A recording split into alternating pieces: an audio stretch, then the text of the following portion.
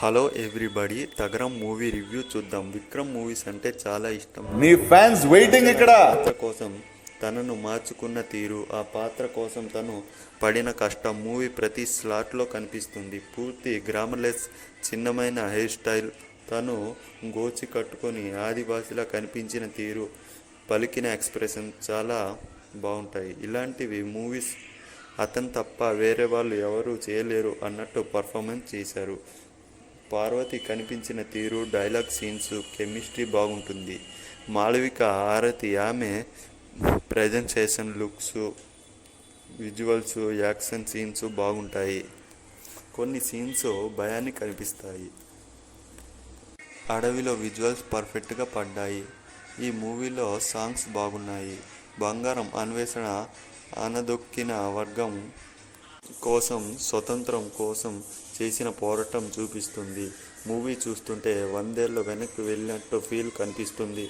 తగరం slot విషయానికి వస్తే, పరిచయం అయిన వెంటనే బంగారం గనులు వెతకడంతో కథ మొదలవుతుంది.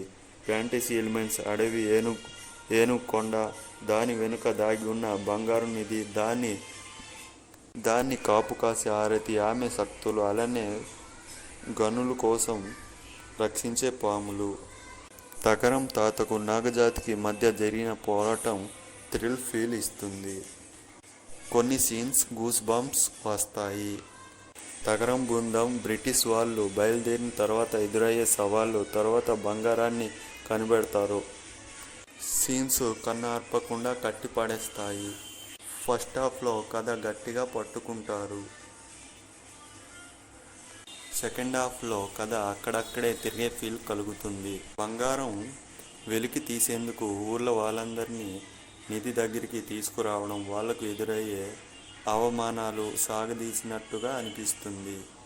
ప్లస్ పాయింట్స్: కథ, ఉత్కంఠ రేసే సన్నివేశాలు, విక్రమ్ మాళవిక నటన, హారర్ సీన్స్ బాగున్నాయి. మైనస్ పాయింట్: సెకండ్ హాఫ్లో సాగదీసినట్టుగా అనిపిస్తుంది. విజువల్స్